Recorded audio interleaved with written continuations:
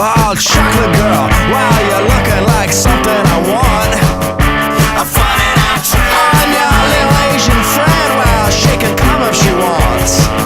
I'm finding out I want all the self-conscious girls who try to hide who they are with makeup. I'm finding out you know, it's a girl in the front with the tight pants I really... Hey boys, welcome to the Week 6 recap on the HFLN. We're in chilly Byron Center, Michigan in our latest edition of the recap. Let's get right into the action. First up, we have Hot Graham versus the Don Goodell. In our top 3 matchup, I predicted we have a bit of a snooze like so many college national championships while we were in school. Well, this one was close. I was absolutely right. It was a bummer.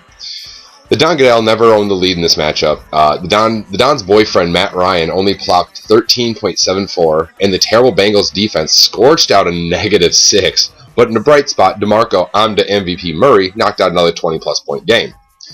Now, I predicted Hot Graham would lose in a close one, but he hates my season record for Pick'em and decided to win. Aryan Nation Foster is again the bright spot on his team, with Peyton Manning and Denver's defense following up nicely as well. Final score here, 112.58 for the second place, and 5-game win streak having Hot Graham to the now 4th place Don Goodell with 91.94. Our next duel is between the GOAT and Zubaz. Last week, I predicted the GOAT would beat his season best of 105, but still lose to Zubaz. Only one of those things happened, unfortunately for the GOAT. He only scored 79.94, largely thanks to 25 points from the amazing Detroit Lions defense.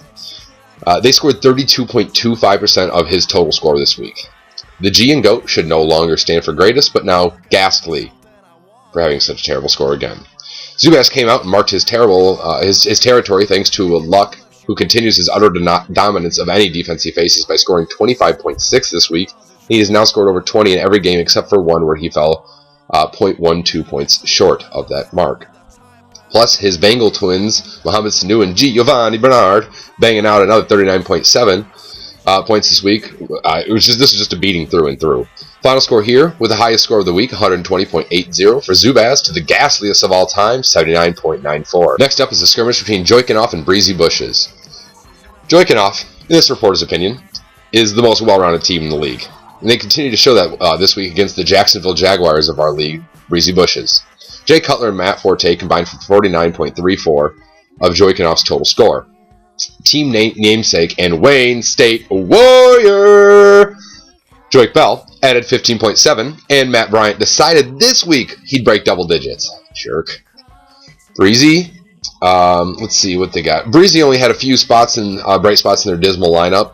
Andy Big Red Dalton, his 21.42, was his highest scorer of the week. Steve Smith Sr. and kicker Mason Crosby both cracked double digits, and that was it. I mean, their running backs only combined for 6.8 points. Final score here, the now streaking and still first place, Joykinoff, the 107.44 to 7th place, Breezy Bushes, 72.52. Oh yeah, called that one too. Next contest is between Mother Tuckers and Force It in Her Butt. This one just wasn't fair from Thursday night on, and I got this one right.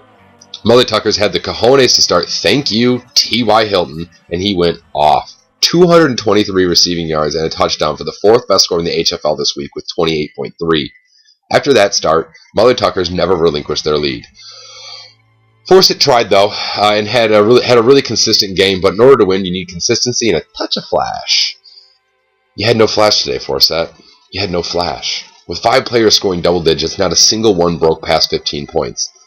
In a 20-point victory, 5th place Mother Tuckers wins this one 96.32 to 8th place is Force to 96.32 to Force It in Her Butts 76.42. In our last bout, we have Coon in the Cob versus 50 Shades of Gold. I predict this would be our highest scoring matchup of the week, and it just goes to show you guys should listen to me more. With a combined score of 237.68, both teams snagged an A from Yahoo's grading system, which is ridiculous, but who cares? Both QBs scored within 0.1 points of each other, combining for almost 52 points. Coon won the matchup at wide receiver, Shady's won at defense, Coon took tight end and kicker, while Shady's dominated defense. But someone had to lose this matchup, and despite an impressive rally, I chose incorrectly. 10th place, 50 Shades of Gold, falls to now 3rd place, Coon in the Cob, 117.72 to 119.96. That does it for the head-to-head portion of the show. Now let's keep this rickshaw moving and head on to the awards. First up, we have Biggest Loser, 50%, 3 of 6, half the Biggest Loser awards have now fallen to the greatest of all time. After getting blown out again this week, this time by 40.86 from Zubaz. We all have to ask ourselves a simple question. At what point does the HFL have to step in and assist in renaming GM Justin Blood's team? Normally I toss in a few insult here for taste, like salt to a great stew, but it just seems wrong to kick such a handy, capable team when they're down. Now with 3 Biggest Loser awards this year, the GOAT is now on a 3-game skid and in 9th place. On to our second award, everyone's favorite, the Bench Boo Boo. The Bench Boo Boo, everyone loves it. The award reserved for guys who made the poor decision to start a fat idiot like Roethlisberger over the skinny idiot Cam the Mam Newton. With their first award of the season, Force in her butt grabs Week 6 Bench Boo Boo. As everyone knows, Cam went cuckoo bananas for the first time this year, but Forsett missed the memo. It started the consistently mediocre Big Rape at quarterback. Rape only landed 12.82, while Senior Newton stomped out an impressive 35.06. Now, if you math majors know, this leaves us with a total of over 22 points, difference between the two players. And Forsett only lost by a fraction under 20. Which gives us the Week 6 Bench Boo Boo for Forsett in her butt. You called this one, Tills. Congrats. That does it there. So let's see. Guys, we had a hell of a week in the HFL. With 6 weeks down, we're starting to see, get a clear picture of who has intentions of making and who has intentions of missing the new 16 playoff system. Those up top are starting to look at the postseason, while the bottom is trying to claw their way in. Let's check in with my predictions for the second straight week. I went 3-2 in Pick'em, bringing me in with a 8-5 for the total season.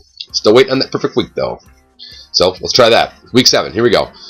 First up, reigning champ Joey Knopf will knock the Don Goodell further down the losing streak hill while bolstering their own win streak to 4 games. While the Tuckers will make a statement in a surprising victory over second place Hot Graham thanks to good games from downtown Antonio Brown and Tony Belomo. This one I see GM Chuck Vierk has embraced his taco-ness this week and will beat the dismally named GOAT. In bottom 2 matchup, 50 Shades of Gold will beat Forsett in her butt and start him streaking with losses. While finally, Coon the Cobb will notch another victory, this time over Zubaz. That does it for the recap. You guys can see my breath, so it's cold out here. I'm done. For the Honkie Football League Network, I'm Mark Krasinski saying bad luck to all of you, as always. She doesn't have a thing to do. She comes to my house, well, let's keep that between me and you. She takes off her clothes, she likes to tell this boy what to do. Let's keep that between me and you, okay? She said, oh, come on, boy, aren't you tired of talking about sex? I said, little girl, what do you really expect? And then she pledges her allegiance to the United States of me. Oh, she says, you're such a little bitch. She says, head case, head